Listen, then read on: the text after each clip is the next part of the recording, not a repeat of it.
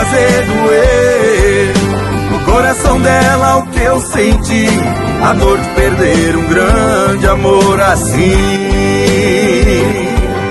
Eu sei, posso me arrepender de estar mentindo tanto assim, mas quem despreza uma pessoa só merece ser esnobado no fim.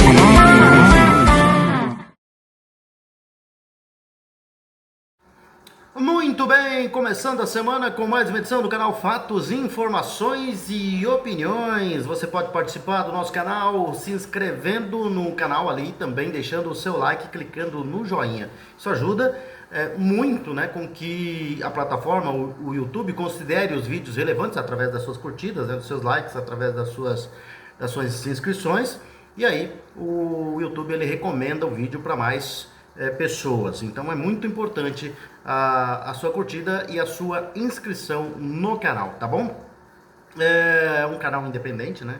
Não tem amarras com ninguém. Nós vamos continuando por aqui com as informações. Aliás, essa semana vai ser semana de festa aqui em Ponta Porã, né? É a semana do Encontro Estadual do Laço Comprido, mais uma edição do Encontro Estadual do Laço Comprido aqui no lindo Amaral Cardinal, né? E nós estaremos por lá fazendo toda a cobertura. Já vimos muitas imagens de lá e a programação muito boa. Aliás, a programação começa na quarta-feira, né, com a laçada técnica que falam, né?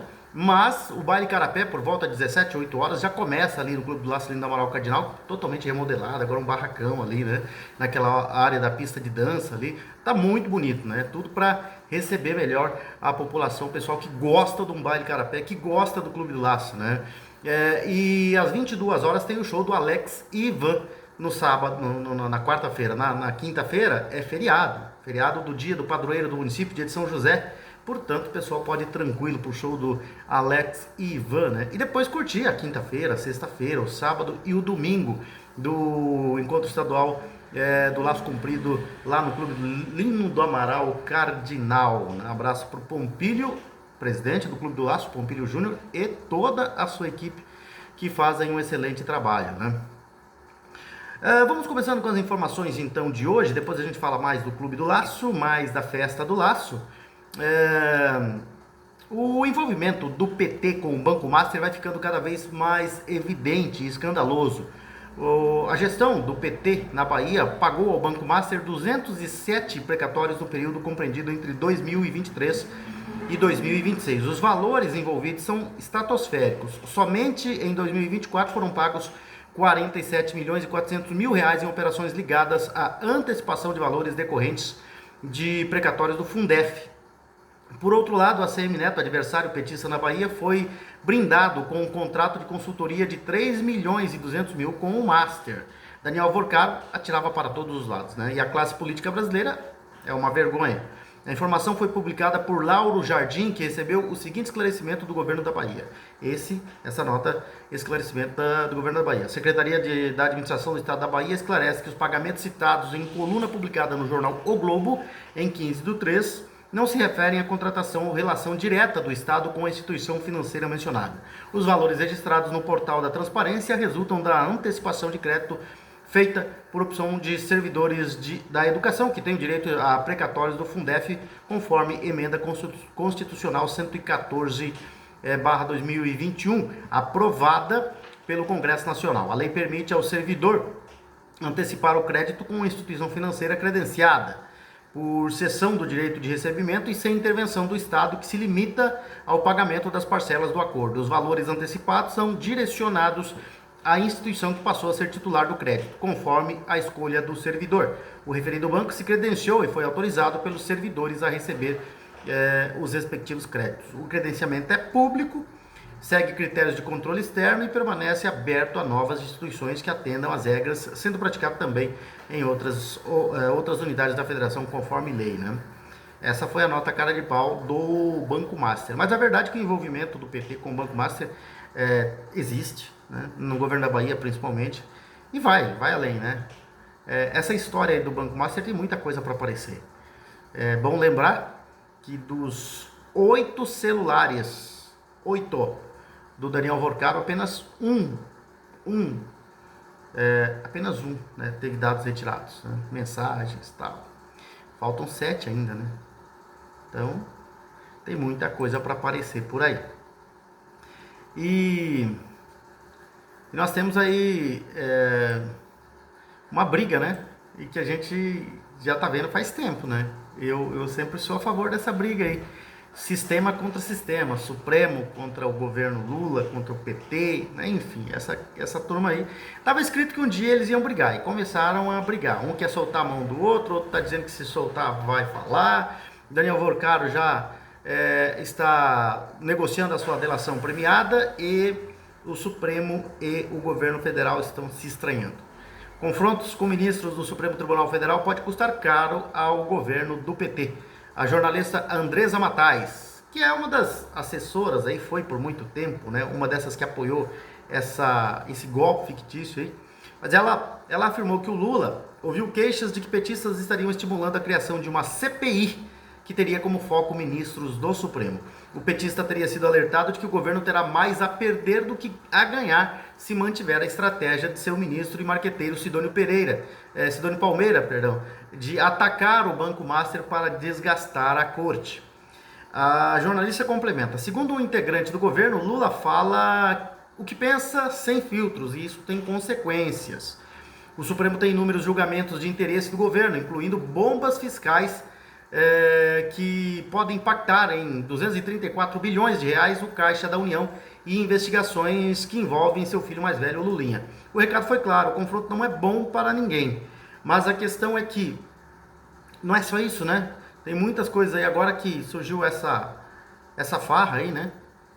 De mais uma dos escândalos de corrupção desse governo, que não é novidade nenhuma, né? É novidade só para quem defende esse governo aí, né? Porque quem alertou, né, sobre a volta desses bandidos aí ao poder, sabe que isso ia acontecer, né? Mas essa briga é interessante, porque além disso, né, dessa possível criação aí de uma CPI apoiada por esquerdistas, tem a questão do Alexandre de Moraes e o Dias Toffoli, que já estava meio que armado a sua queda aí pelo governo do PT, né? Pelo Lula e pela sua equipe, né? Mas essa do Alexandre de Moraes está incomodando muito, porque ela está respingando no governo do Lula, e o Lula, ele já deu a entender, já deu recado nos bastidores que está na hora de abandonar o Alexandre de Moraes, ministro do Supremo Tribunal Federal, que por sua vez não vai querer naufragar, não vai querer chafurdar sozinho. Então, além da delação do Daniel Vorcaro, que vai fazer um estrago na República, né, certeza de que vai fazer um estrago na República, tem ainda essa questão dos ministros Dias Toffoli e agora Alexandre de Moraes, ainda mais. O Alexandre de Moraes, ele tá... se o Dias Toffoli está até o pescoço, o Alexandre de Moraes está até a careca, né? Porque não tem jeito. E tem essa questão agora, né, desses dois sentindo-se escanteados e abandonados pelo governo federal. Governo que eles defenderam desde o início e, na verdade, são acusados de colocar esse governo no poder, né? Até hoje, as eleições, elas são questionadas, né? As eleições de 2022. E os responsáveis pelo resultado são apontados aí, principalmente Alexandre de Moraes, que na época era presidente do TSE, né? E os ministros que sempre acobertaram, ajudaram o Alexandre de Moraes a acobertar tal situação, né? Muitas possíveis provas sobre a fraude foram apontadas ao TSE, que não quis saber de nada, que apenas ignorou, né? Aliás, para alguns membros, né, do STF hoje, você pode esfregar a verdade na cara deles, que eles querem do jeito deles. Não tem jeito.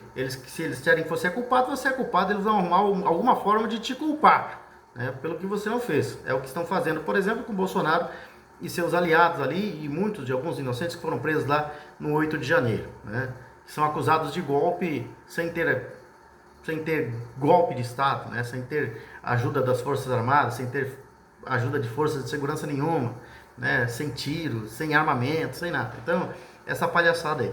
Mas essa guerra aí, voltando à guerra entre os dois, ela pode ter consequências, né? Para os dois lados, para o lado do governo e para o lado dos dois ministros. Os dois ministros estão ferrados. Eu falo para você que isso aí é questão de tempo, eles não vão se sustentar no cargo durante o ano de 2026. Eles não devem chegar em 2027 ministros. Não devem chegar. Eles não vão se segurar no cargo. Agora, qual a consequência disso aí para o governo Lula? Desastrosa. As consequências serão desastrosas, devastadoras. A questão só da delação do Daniel Vorcado já é bombástica. Vai derrubar ministro do Supremo. E se estamos num país sério, como não estamos, mas a justiça começa a dar os seus lampejos, né, de justiça de verdade. Se estivermos num país que realmente começa a defender a Constituição e cumprir, o mais importante que é respeitar e cumprir a Constituição, os dois ministros serão presos. Eles não serão apenas afastados do STF, mas serão presos. E essa briga, ela vai ser muito boa para o Brasil, né? Não deveríamos ter chegado a esse ponto, claro que não. Chegamos, mas se estamos numa situação à beira de uma ditadura, que ainda não conseguimos sair, mas hoje ela está visivelmente abalada, né? Nós temos a grande chance de ver nessa briga entre governo e os ministros que apoiavam esse governo, né, serem abandonados pelo governo, pelo Lula e pelos seus asseclas, né? Ver nessa briga aí resultados que podem favorecer o Brasil, né? Tava na hora de alguma coisa favorecer o país, porque está muito difícil, né? E essa farra aí, o governador Zema de Minas Gerais, ele fez um título seguinte: a farra dos intocáveis, né? Então, o governador de Minas Gerais e pré-candidato à presidência da República, Romeu Zema, ele fez esse título, ele é o autor desse título, ao acusar o Supremo Tribunal Federal de viver a farra dos intocáveis. Segundo o governador, essas pessoas que se julgam acima da lei podem fazer o que bem entenderem e que o judiciário brasileiro está perdendo totalmente a sua credibilidade. Segundo ele, o que temos assistido no Supremo é uma falta de vergonha, algo que dá vergonha para os brasileiros. O desabafo foi feito diante do comportamento de alguns ministros do Supremo, supostamente envolvidos no escândalo do Banco Master, em especial os ministros Dias Toffoli e Alexandre de Moraes. Os escândalos são tantos que a mídia em geral perdeu o medo. Diariamente a imprensa divulga fatos assustadores, né? Ou pelo menos estarrecedores, né? Diversas ações contra os ministros envolvidos foram abertas após a divulgação de mensagens trocadas entre eles e o banqueiro Daniel Vorcado. E segundo o ministro Alexandre de Moraes, os prints das mensagens encontrados no celular de Vorcado estavam vinculados a pastas de outras pessoas na lista de contatos do banqueiro. Mas os fatos demonstram que ele era amigo do empresário, além de sua esposa ser advogada, né, do Banco Master, com um contrato de 129 milhões. Mas a farra que se refere Zema não para por aí. O caso da degustação em Londres, paga por Vorcado no valor de 640 mil dólares, 640.831, né? 3 milhões e 300 mil reais aí, né, na cotação de hoje, envolve várias autoridades de Brasília, entre as quais os ministros Alexandre de Moraes, o diretor-geral da Polícia Federal, Andrei Rodrigues, e o procurador-geral da República, Paulo Gonet. Segundo a imprensa, os dados do celular de Daniel Vorcado, recuperados pela Polícia Federal e enviados à CPMI, do INSS, com os registros obtidos na sessão secreta realizada pelo STF em 12 de fevereiro para tratar do afastamento dos ministros Dias Toffoli, da relatoria do caso Master, comprovam a intimidade dessas autoridades com Vorcado, prestes a fazer uma possível delação premiada. E para piorar, né, o escândalo referente ao financiamento pelo Banco Master de um fórum jurídico na capital britânica, cujo ápice foi a degustação, deixou certas autoridades sem dormir. Vorcado pagou a contratação de um serviço de degustação do whisky Macallan Jar Club, da capital londrina, cujo valor por garrafa varia entre R$800 e 5 mil. 800 reais a 5 mil reais. A depender da versão da bebida, né? No final, cada convidado foi brindado com uma garrafa do Macallan de presente, né?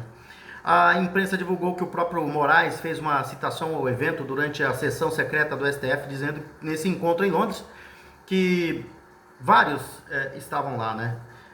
Eu estava lá, André Rodrigues estava lá, depois fomos todos juntos a um pub e tomamos o Macallan, o whisky escocês. O Fórum Jurídico contou com a presença de vários empresários e autoridades na lista de palestrantes e na plateia.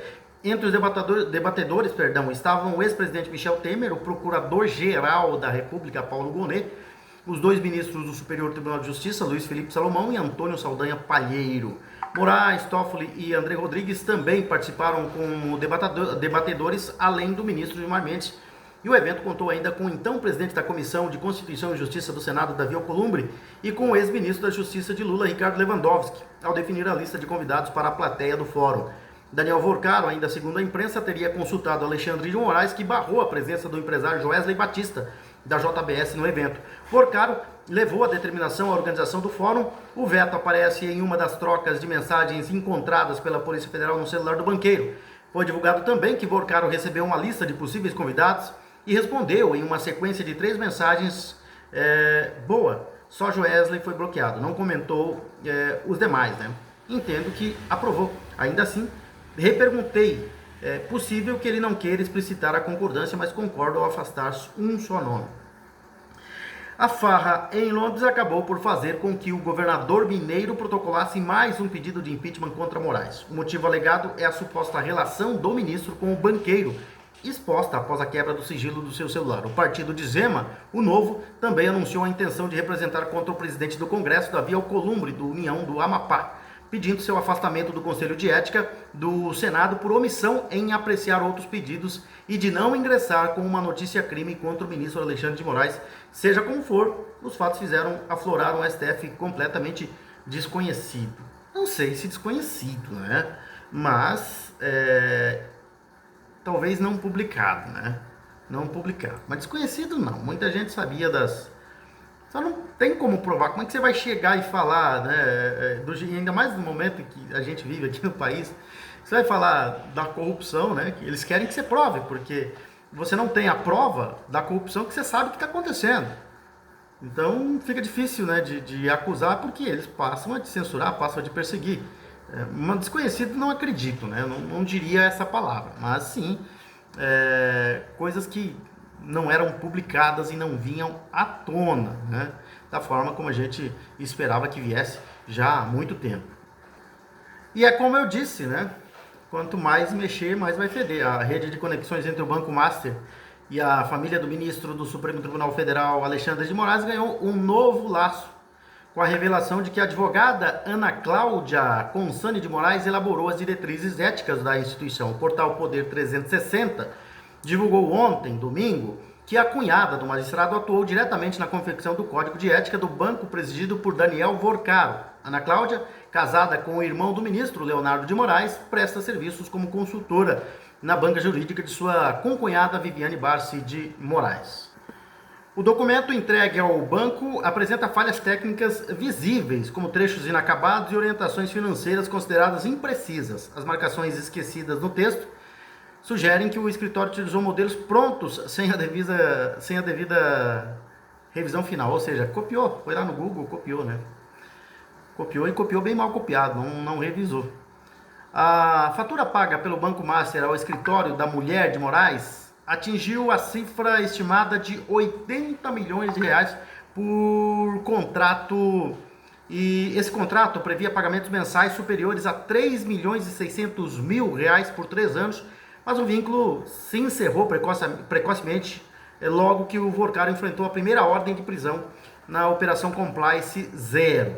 Durante os 22 meses de vigência da parceria, a equipe jurídica registrou 94 encontros de trabalho e totalizou 267 horas de dedicação aos interesses da empresa. No total, o contrato entre o Master e o escritório de Viviane valia 129 milhões de reais. O envolvimento da família do ministro com o banco motivou uma reação imediata no Congresso Nacional. O deputado Kim Kataguiri, do Missão, protocolou um pedido de convocação para que Ana Cláudia de Moraes preste esclarecimentos na Comissão Parlamentar de Inquérito do INSS. O parlamentar também solicitou o depoimento do próprio ministro Alexandre de Moraes para explicar a relação de seus familiares com a instituição financeira.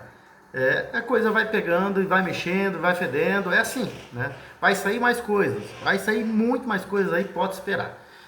E ainda tem a possibilidade da delação premiada, que se sair, meu amigo, aí República vai para o espaço. Eu falei já tempos atrás.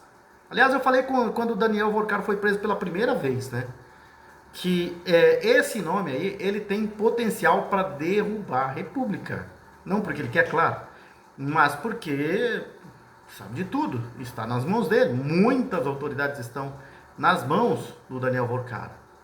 E todo as falcatruas, né, operacionalizada por ele, né, com o STF, com empresas ligadas e defendidas pelo STF, pelo governo, vai derrubar metade da República Comunista do Brasil. Vai derrubar quase toda, né? Vamos ver, né? Vamos ver até onde vai isso aí. Já era para ter derrubado se nós estivéssemos num país sério. O problema é que nós estamos aparelhados aí por esse comunismo que muita gente insiste em dizer que não existe, né? Mas estamos aparelhados, né? Então surgiu um ministro de coragem, que foi o André Mendonça, o Luiz Fux, né? Foi talvez o primeiro aí que tenha começado a peitar, e aí uma segunda turma que parece que aquilo que eu falei agora há pouco, né? Parece dar os primeiros lampejos da real justiça do Brasil, de ministros que são guardiões, né, da Constituição, da Constituição Federal, da Constituição Nacional, né? Então é complicado se nós ainda não conseguimos acreditar de uma forma mais ampla, né, na justiça brasileira, por causa de tudo que vem acontecendo, por causa desses desmandos, dessa ditadura que ministros da Suprema Corte impuseram no Brasil. Então, esses lampejos ainda geram muita desconfiança na população, agora mais esperança do que a desconfiança, né? Então vamos ver até onde vai, né, se esses ministros que estão hoje aí, principalmente os da segunda turma, Luiz Fux, André Mendonça e Cássio Nunes Marques, né, e esses ministros podem de alguma forma ajudar o país a sair dessa sujeirada toda que nós estamos vivendo. Vamos lá falar dos nossos parceiros comerciais, vamos falar da Coop Home Office. Coop Home Office, que é uma empresa que vem aqui, né, para Ponta Porã, incorporadora e construtora, com um empreendimento moderníssimo, né, muito bonito, e que é a perfeita integração entre casa, escritório e lazer.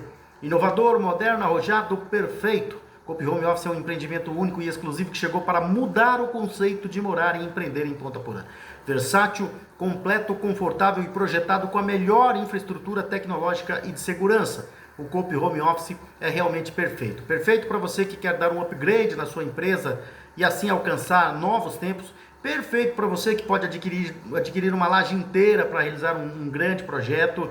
Perfeito para você que deseja conciliar casa, empreendedorismo e mais tempo para a família. Perfeito para a sua família que merece sempre mais conforto, segurança, lazer e qualidade de vida. Coop Home Office, venha morar, empreender e ser feliz em Ponta Porã com a Coop, incorporadora e construtora, né, que tem o seu prédio ali na rua Deputado Aral Moreira, no quarteirão entre a Avenida Brasil e a rua Antônio João. Belíssimo prédio, já em fase de conclusão, são 4 anos de obras ininterruptas, né, sem parar, e colocam o prédio aí em fase de conclusão. E você pode conhecer o prédio que fica localizado, aliás, você pode conhecer não só o prédio, como a central de vendas. A central de vendas fica localizado bem aí, justamente na frente, né, do prédio que está em fase de conclusão.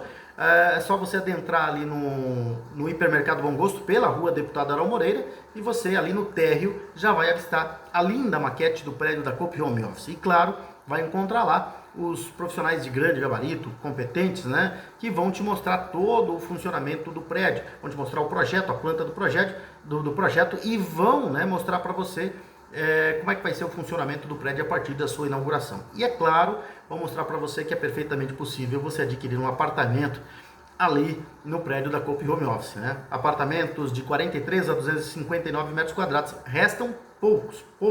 As salas comerciais já foram todas vendidas, todas estão ocupadas, né? Então, futuramente ocupadas, que fechou, não tem mais, né? Mas você ainda pode realizar o sonho de alcançar, né, um apartamento ali nesse moderno prédio da Coop Home Office. a Coop Home Office, que vem para Ponta Porã para deixar a cidade mais bonita e deixar a Princesinha dos Hervais ainda mais moderna. E nós temos aí, né, nessa semana, a realização do 49º Encontro Estadual do Laço Comprido em Ponta Porã. Eu disse 49º, não, 48º Encontro Estadual de Laço Comprido, do Laço Comprido, lá no Clube do Laço Lindo Amaral Cardinal. E na quarta-feira já tem o show, aliás, não é só o show, né? A partir das 17, 18 horas já tem o baile carapé ali, né? É um presentão aí do patrão do Clube do Laço Lindo Amaral Cardinal, o Pompílio Júnior, né? Que já deu a ordem, 17, 18 horas, carapé pra moçada lá no Clube do Laço Lindo Amaral Cardinal, né? E a partir das 22 horas, o show com Alex e Ivan, né? Showzaço pra você lá no Clube do Laço Lindo Amaral Cardinal. Eu quero fazer doer no coração dela o que eu senti, a dor de perder um grande amor assim. Eu sei, posso me arrepender de estar mentindo tanto assim, mas quem despreza uma pessoa só merece ser esnobado no fim.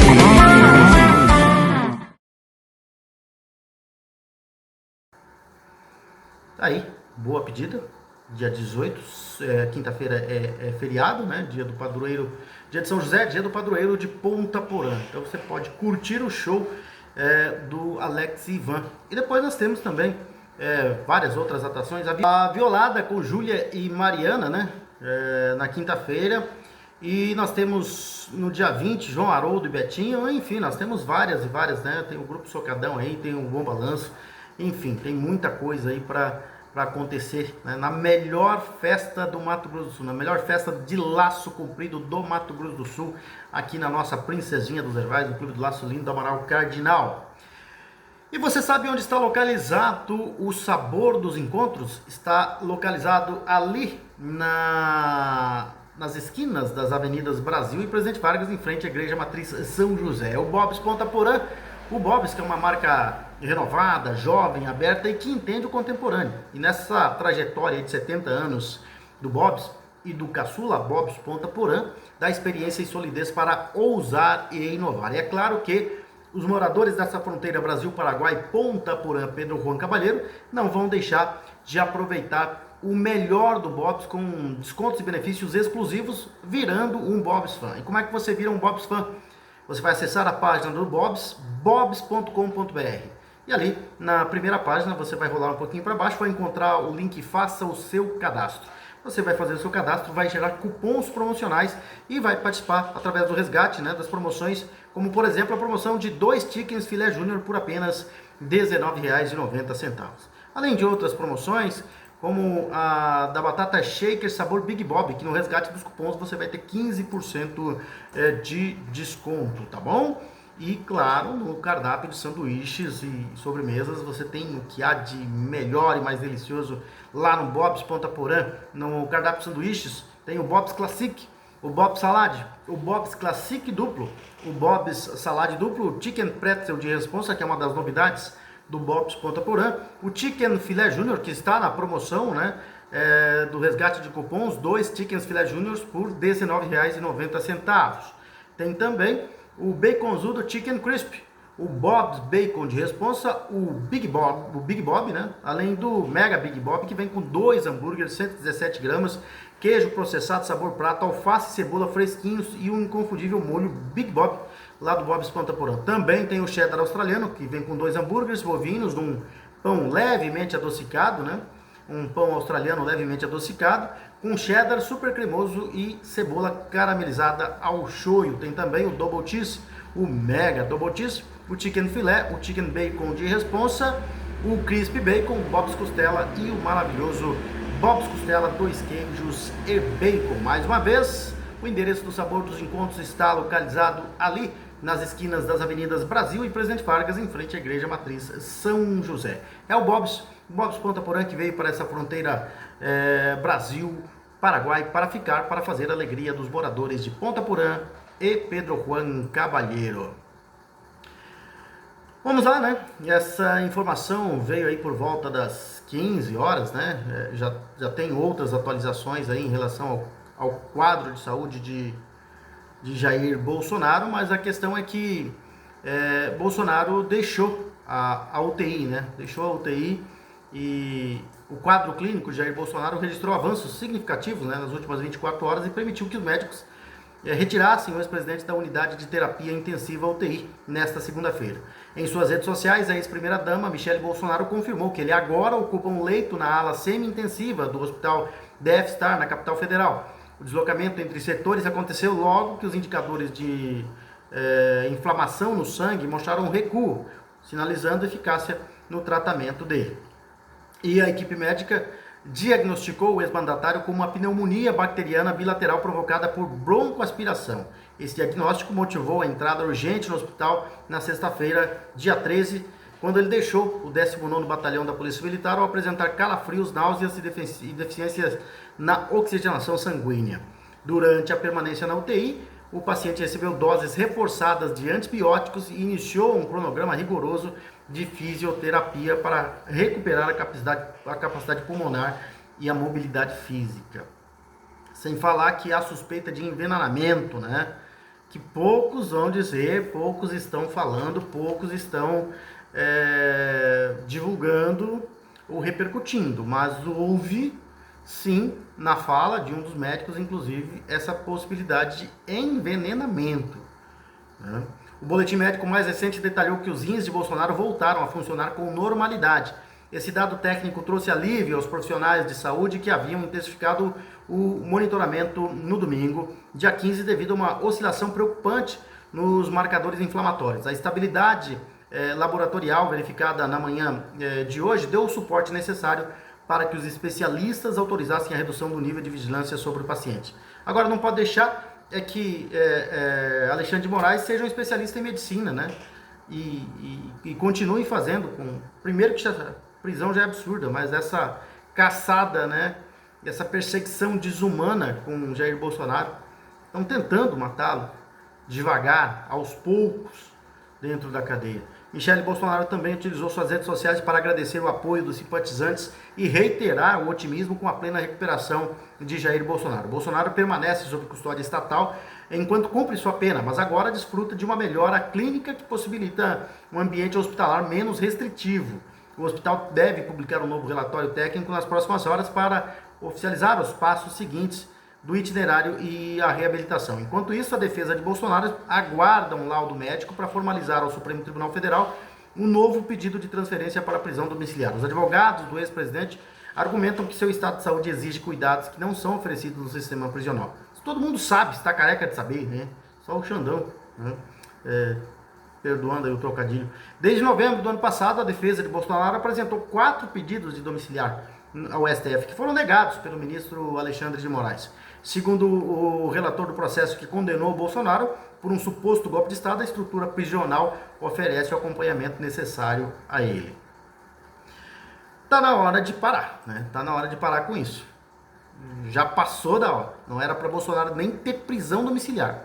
Essa prisão é totalmente ilegal. Totalmente ilegal. E o que eu não consigo entender é como que o Senado não consegue. Eu tô vendo aí muita gente, alguns aí, fazendo pressãozinha aí. Mas essa pressão é muito pouca, né? Pela situação que nós estamos vivendo, o Davi Alcolumbre está tendo uma pressãozinha quase de nada. É preciso pressionar, preciso partir para cima. É preciso partir para cima para acabar com esses desmandos. Olha o Alexandre de Moraes naufragado, chafurdado na lama aí, né? Então está na hora de exigir que esse ministro não mande mais em absolutamente nada, que ele seja afastado do STF. A conhecida página do X, do X, @Belana, mostrou que até a RBS, que é uma afiliada da Globo no Rio de Janeiro, no Rio Grande do Sul, perdão, aqui Rio de Janeiro, a RBS no Rio Grande do Sul, resolveu falar o óbvio, né? E o que é o óbvio, né? Que é hora de prisão domiciliar para Jair Bolsonaro, né? Devido ao estado de saúde frágil do ex-presidente Jair Bolsonaro, já não há dúvidas de que chegou a hora de flexibilizar o cumprimento do regime fechado por razões absolutamente humanitárias, né? Foi o que foi escrito ali na coluna do Zero Hora, né, da RBS. E depois de anos operando contra Jair Bolsonaro, de editoriais, colunas e manchetes tentando destruir sua imagem, agora publica um texto defendendo que ele vá para casa. Mas não confundam, né? Eles não estão bonzinhos, eles não se transformaram em anjinhos, não ficaram bonzinhos de uma hora para outra. Isso aí é medo, né? Quando até quem passou 7 anos ajudando construir o cerco começa a perceber que a coisa saiu do controle, é porque a ruptura já começou. Eles sabem que o precedente criado contra um ex-presidente pode e vai atingir qualquer um, inclusive quem ajudou a empurrar o país até aqui. A verdade é simples, não é conversão moral que está acontecendo, é instinto de sobrevivência. E quando a própria engrenagem começa a ranger, é porque o sistema já percebeu que passou do limite, né?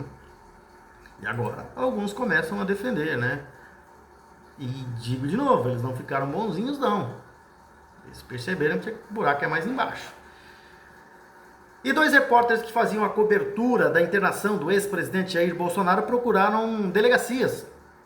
Sabe para quê? Para formalizar boletins de ocorrência. A ex-primeira-dama Michele Bolsonaro divulgou no sábado um vídeo produzido pela apoiadora Cris Mourão. O ex-presidente foi internado na sexta-feira, dia 13, no Hospital da F-Star em Brasília. E pasmem, né? Todo mundo viu.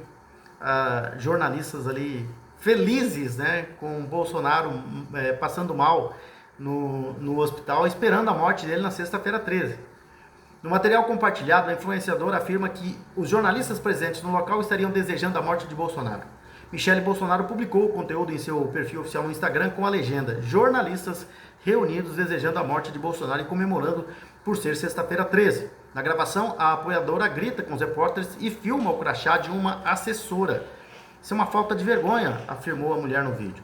Deputados aliados ao ex-presidente também compartilharam o vídeo, que viralizou, né, nas redes sociais. As consequências para jornalistas identificados foram imediatas após a viralização do material. Um deles encerrou suas redes sociais, o outro privou o seu perfil no Instagram. Jornalistas que apareciam nas imagens tiveram suas identidades compartilhadas. Cris Mourão publicou em seu perfil oficial no Instagram sobre o caso. Minha intenção nunca é prejudicar ninguém, mas sim defender com unhas e dentes quem luta pela nossa nação. A influenciadora deu parabéns a um dos jornalistas que aparece no vídeo. Segundo ela, o profissional estaria defendendo o ex-presidente. Um amigo do jornalista teria entrado em contato afirmando que ele seria de direita. A apoiadora afirmou que o repórter estaria falando sobre Bolsonaro estar internado em razão da facada que o ex-presidente levou em 2018.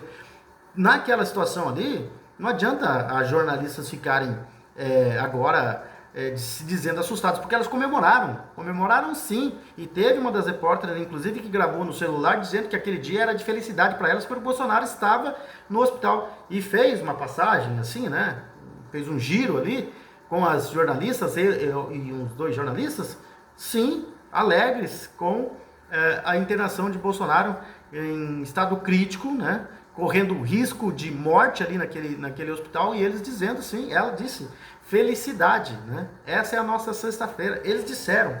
Então não tem agora o que, se eles publicaram, né? Claro que a mulher em questão ali, deixa eu ver aqui o nome dela, né?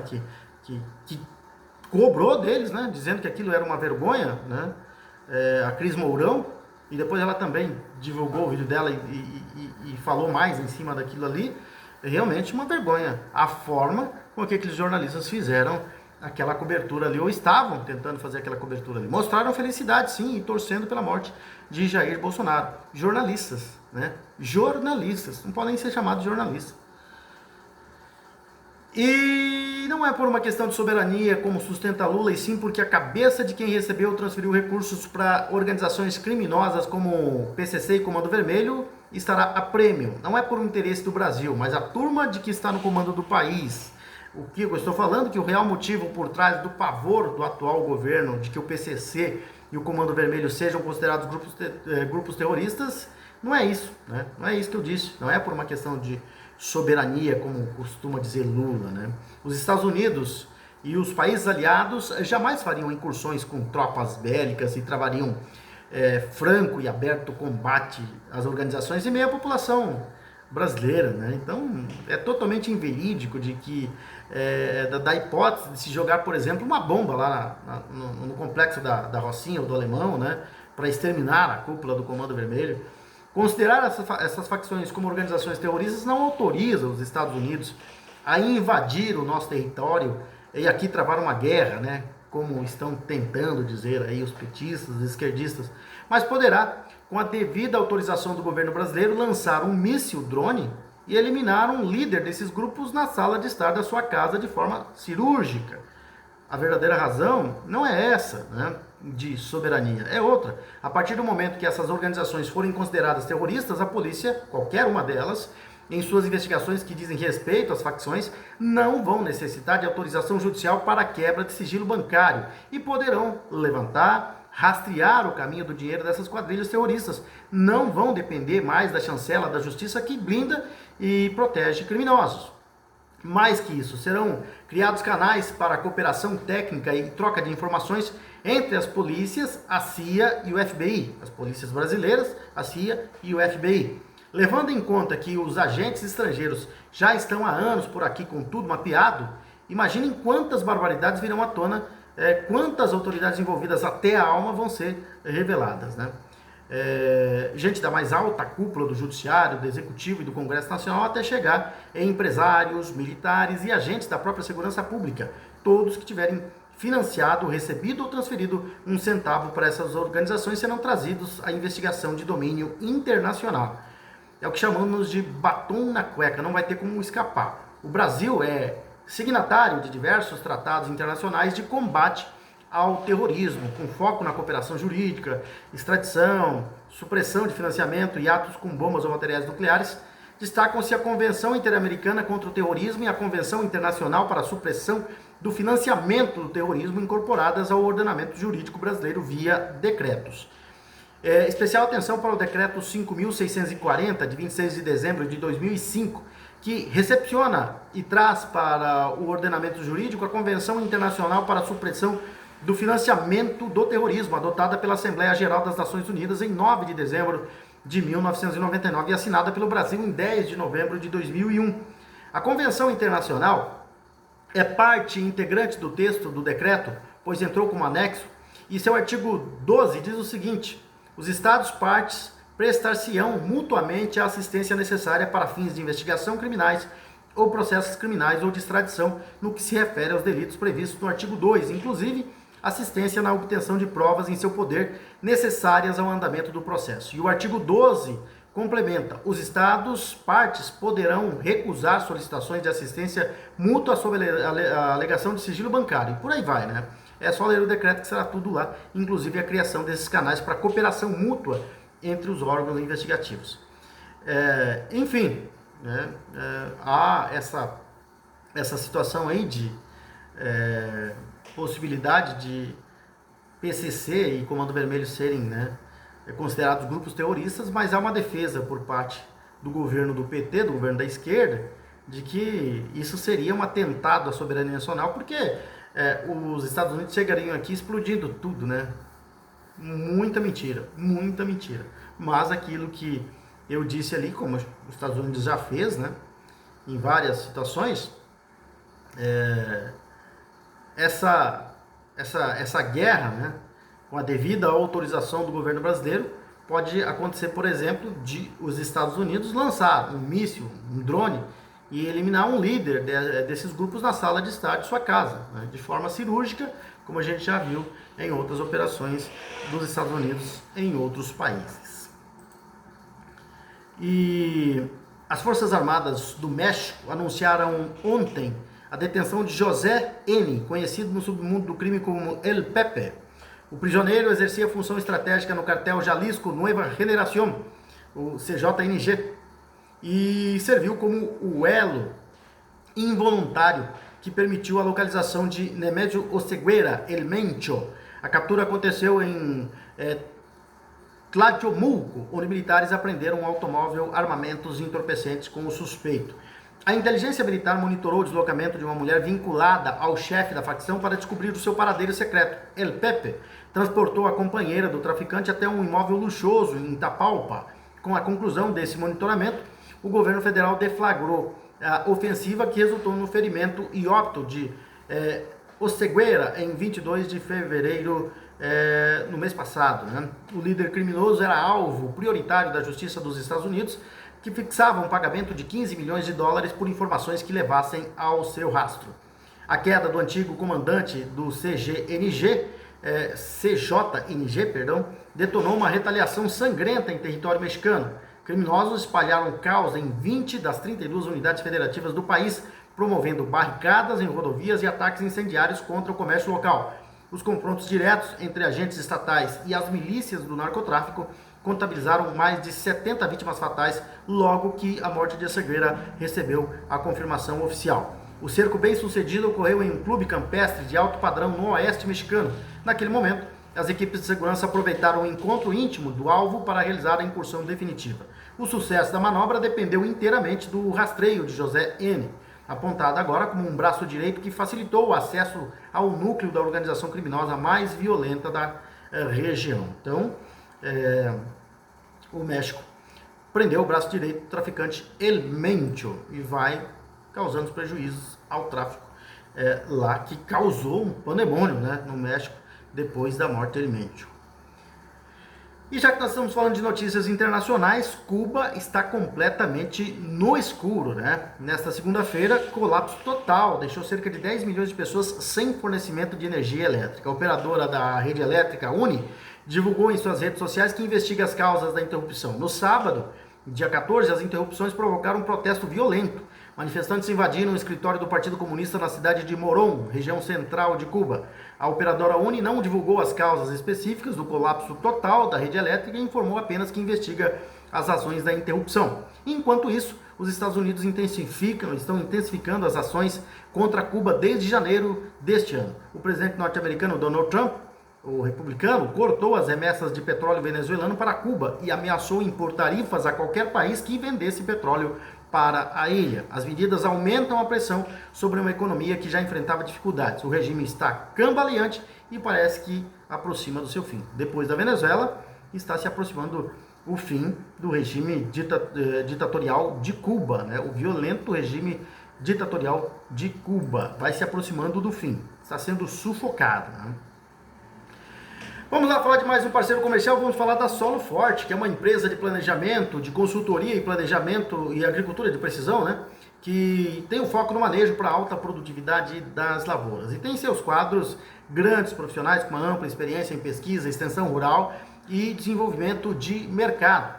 E as equipes da Solo Forte estão sempre colaborando, trabalhando estreitamente com pequenos e grandes produtores rurais em Ponta Porã, Pedro Juan Caballero e toda a região de fronteira, e eles se utilizam de decisões fundamentadas em dados para dessa forma, né, aumentar ao máximo a produtividade e alcançar excelentes resultados juntos com o produtor rural.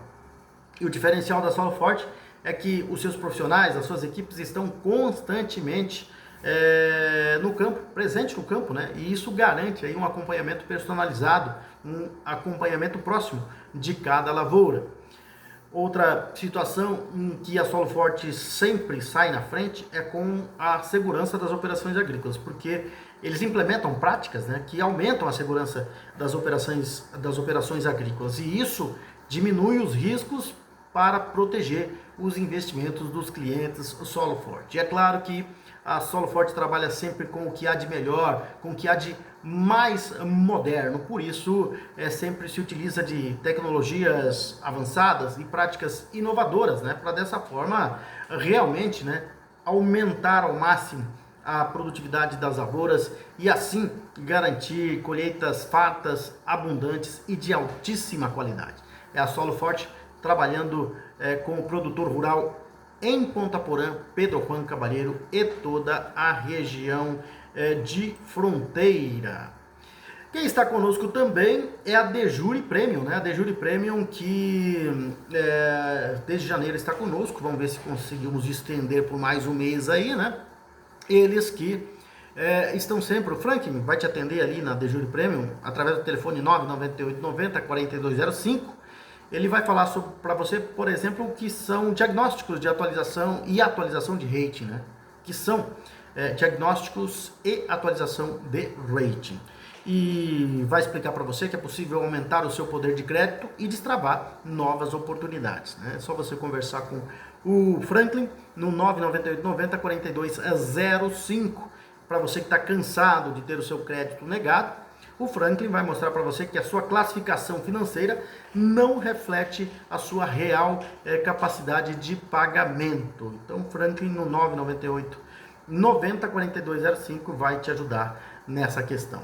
E para você que está sempre aí querendo acessar a plataforma gov.br, não consegue mais acessar, acessou uma vez lá e muito mal, depois já não conseguiu mais acessar, você que está tentando acessar porque precisa utilizar algum aplicativo aí, algum app do gov.br, não consegue, a Dejure Premium vai resolver o seu problema, porque eles têm lá um programa Reset de Senha gov.br. Então, se você não está conseguindo mais acessar, está tentando acessar, já acessou uma vez, mas não consegue mais, você que está tentando há muito tempo e não conseguiu nunca acessar, você que esqueceu, né? A Dejure Premium vai resolver para você. Rápido, fácil e sem complicação. É a Dejure Premium resolvendo todos os problemas de crédito para você e também dos problemas de acesso ao aplicativo, à plataforma gov.br. Seguindo com as informações aqui no canal Fatos, Informações e Opiniões, mais uma pesquisinha, vamos falar de uma pesquisa lá no Espírito Santo, né? Levantamento realizado pelo Instituto Real Time Big Data com eleitores do Espírito Santo indica o senador Flávio Bolsonaro do PL do Rio de Janeiro na liderança das intenções de voto no estado em um cenário de disputa presidencial. De acordo com os dados, o parlamentar aparece com 38% da preferência do eleitorado, enquanto que o presidente pré-candidato à reeleição, Luiz Inácio Lula da Silva, registra 33%. No mesmo cenário, outros possíveis candidatos também foram testados. O governador do Paraná, Ratinho Júnior, do PSDB, alcança 6% das intenções de votos, mesmo percentual atribuído ao governador de Minas Gerais, Romeu Zema, do Novo. Entre os entrevistados, 7% afirmaram que votariam em branco ou anulariam o voto, enquanto que 8% disseram não saber ou preferiram não responder. A pesquisa também avaliou cenários alternativos com outros nomes na disputa. Quando o governador do Rio Grande do Sul, Eduardo Leite, aparece na lista de candidatos, ele obtém 3% das intenções de voto no estado do Espírito Santo. Nesse quadro, Flávio Bolsonaro sobe para 40%, enquanto que Lula registra 34%. E Romeu Zema mantém 6%. Em outro cenário, testado com a inclusão do governador de Goiás, Ronaldo Caiado, do PSD, que marca 2% das intenções, Flávio Bolsonaro também aparece com 40% das preferências, Lula novamente soma 34%, Romeu Zema permanece com 6%. O levantamento está registrado sob o número BR 0911/2026. Foram entrevistados 2.000 eleitores do estado do Espírito Santo entre os dias 13 e 14 de março. Segundo o Instituto, a margem de erro é de 2 pontos percentuais para mais ou para menos, com nível de confiança de 95%. Falando em pesquisa, aqui no Mato Grosso do Sul, a pesquisa do Instituto IPR aponta Riedel na liderança e com possibilidade de vencer no primeiro turno. Só que, na verdade, por enquanto, ele não tem adversários ainda, né? São suposições, supostos adversários.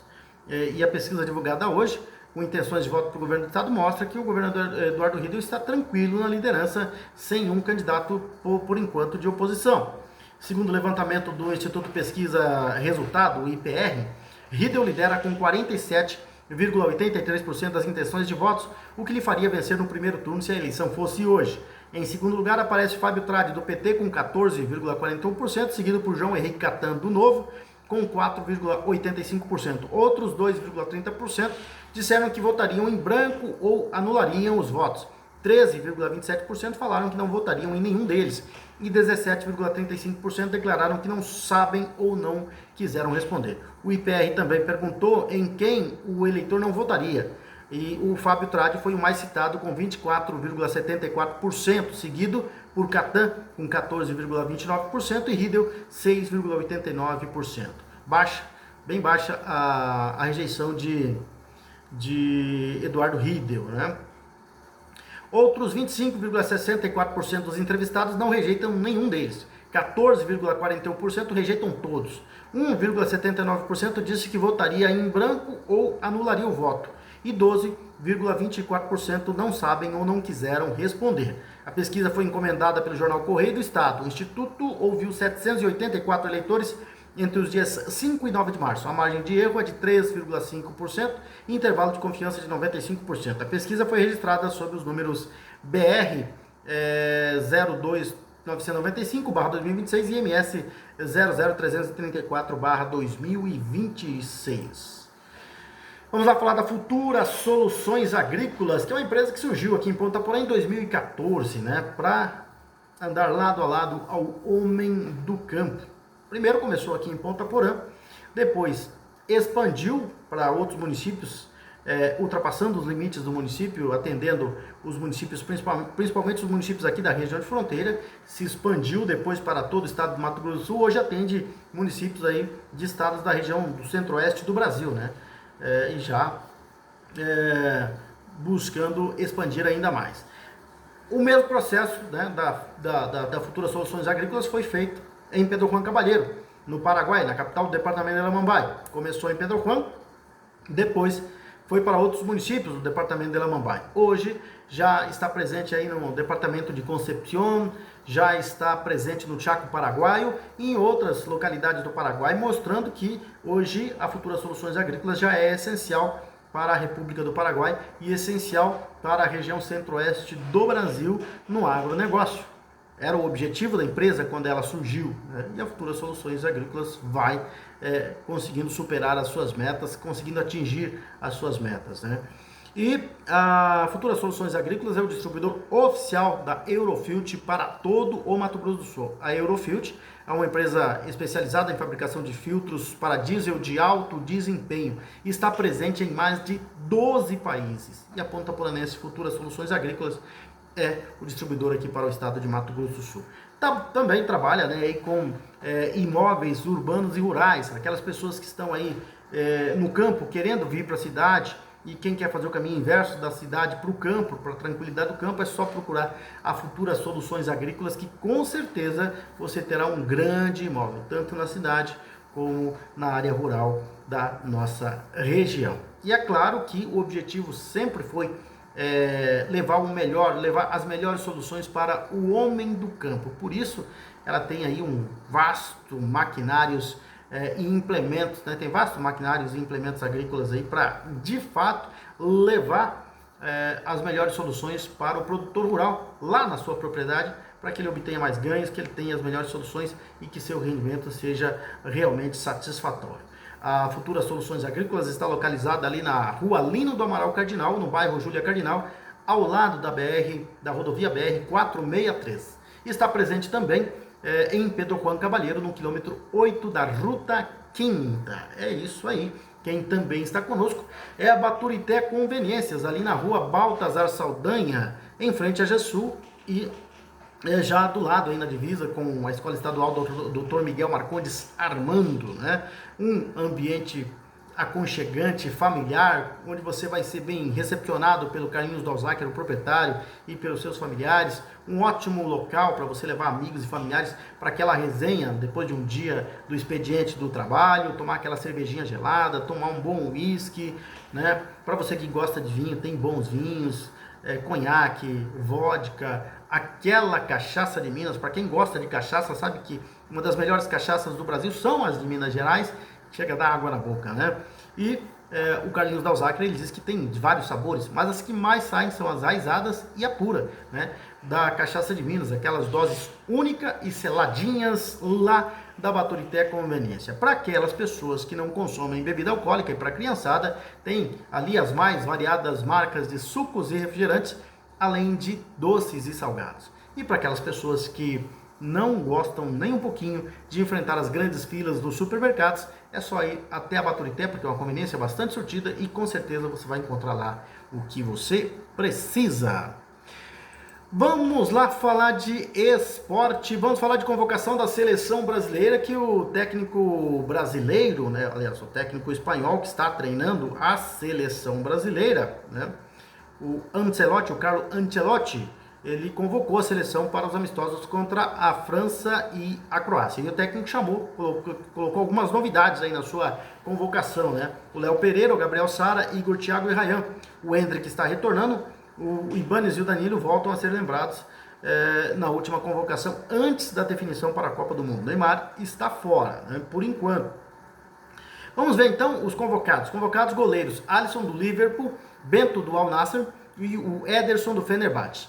Os defensores: Alexandro do Flamengo, Bremer do Juventus, Danilo do Flamengo, Douglas Santos do Zenit, Gabriel Magalhães do Arsenal, Ibanes do Al Ahly, Léo Pereira do Flamengo, Marquinhos do PSG, Wesley do Roma. Os meio-campistas convocados são Andrei Santos do Chelsea, Casemiro do Manchester United, o Danilo do Botafogo, o Fabinho do Al Ittihad e o Gabriel Sara do Galatasaray. Os atacantes são Endrick do Lyon, o Gabriel Martinelli do Arsenal, Igor Thiago do Brentford, João Pedro do Chelsea, Luiz Henrique do Zenit, Matheus Cunha do Manchester United, Rafinha do Barcelona e Ryan do Bournemouth e Vinícius Júnior do Real Madrid.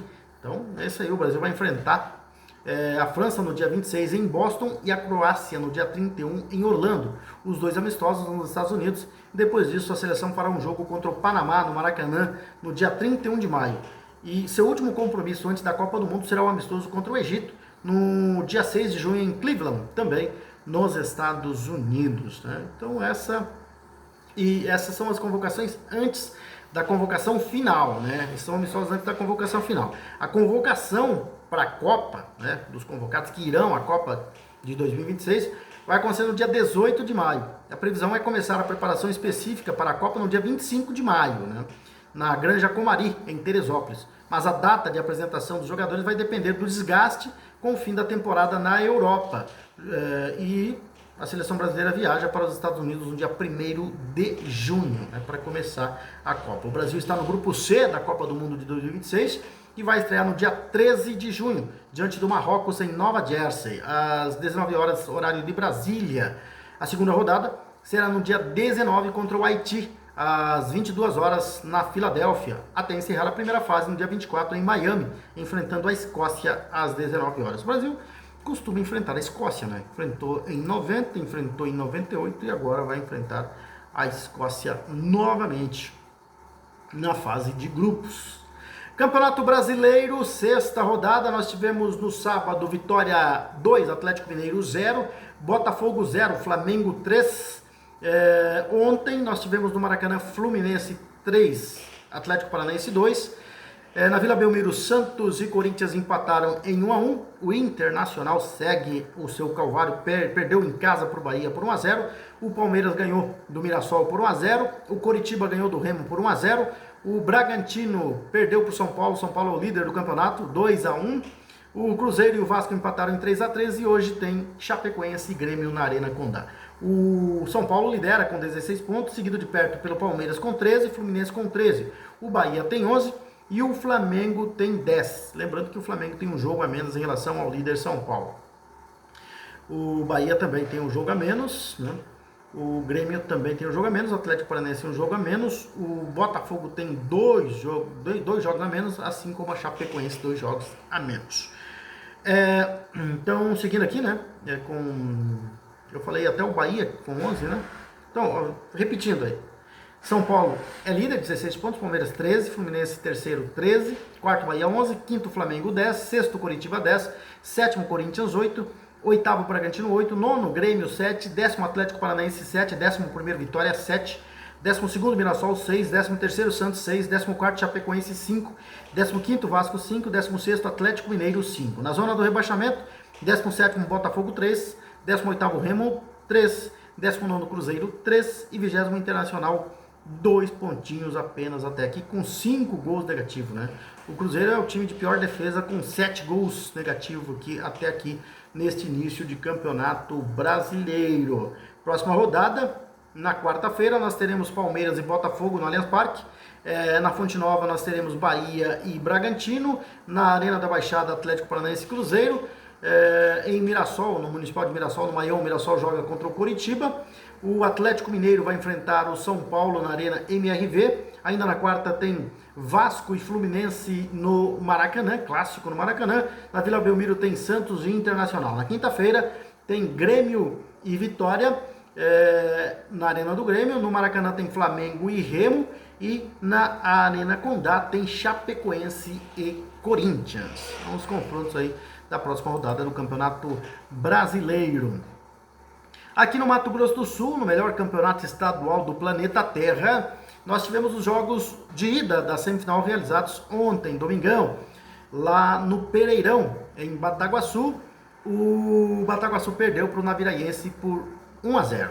No Arthur Marinho, em Corumbá, o corumbaense perdeu para o Operário por 2-1. Eu disse lá na sexta-feira que eu achava que, eu acho ainda, né, que os finalistas do Campeonato Sul-Mato-Grossense serão Naviraense e Operário.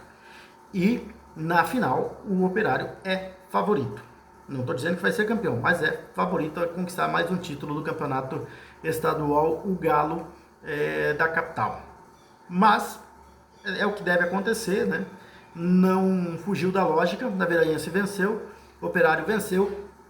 Jogos da volta na próxima quarta-feira no Virotão, 19h30, tem Naviraense e Bataguaçu, e nas Moreninhas tem Operário e Corumbaense. E por aqui, por Ponta Porã, nós tivemos os jogos da 8ª Taça dos Campeões de Futebol Suíço, né? Então, domingo, jogos lá no Campo do Vicente e no suplementar do estádio Aral Moreira. Lá no Campo do Vicente, às 8 da manhã começou, né, com Seva Peroli e Sport Jack. A Seva Peroli atropelou no Planalto no primeiro jogo, ganhou do Sport Jack por 4-1. E quem mais atropelou ainda foi o Promotros, né, que fez 6-0 no Itapema. No terceiro jogo, o Desportivo Pavão e o Sport 10 empataram em 0-0. E o último jogo lá do campo do Planalto, lá no Vicentão, o Cerro Corais Spartacus ganhou do Robocop por 1-0. No campo suplementar do estádio Aral Moreira, nós tivemos o Aikemil vencendo o Atlético Júnior por 5-3. O Rossoneiro Ipacaraí empatou com a Moca Caji 2-2. No outro jogo, São Domingos perdeu para o Ivo IP DDR por 3-1. E no último jogo, o Scooby One Shop ganhou do Grande Porã Wolf FC por FC, não é inglês, né? É o Grande Porã Wolf Futebol Clube por 5-3. A próxima rodada da Taça dos Campeões tem os seguintes jogos. Deixa eu ver aqui. Vamos primeiro ver a média de o que aconteceu na média desses 8 jogos de domingo. Foram 8 jogos, 23 cartões amarelos e 2 cartões vermelhos. 36 gols marcados, que rendeu uma média de 4,5 gols por jogo. Próxima rodada, no Campo do Vicente, domingo. Primeiro jogo, Ivo IP DDR contra o Scooby One Shop. Moca Caji e Atlético Júnior fazem o segundo jogo. Depois, na sequência, tem Grande Porã Wolf Futebol Clube contra Rossoneiro e Ipacaraí. Encerrando a rodada, o Aikemil joga contra o São Domingos. No estádio Aral Moreira, o Sport 10 vai enfrentar o Cerro Corais Spartacus no primeiro jogo. Na sequência, tem Pura Motors e Seva Peroli. O terceiro jogo será entre Robocop e Itapema. E encerrando a rodada, o Sport Jack vai encarar o Desportivo Pavão. Então esses foram os jogos aí da 8ª Taça dos Campeões de Futebol Suíço. E a próxima rodada também já cantada para você aqui, beleza? São essas as informações por hoje. Nós voltaremos, se Deus quiser, amanhã com mais informações aqui no canal Fatos, Informações e Opiniões com Ed Moreno. Grande abraço a todos. Fiquem com Deus e até amanhã com mais informações, se assim Deus permitir.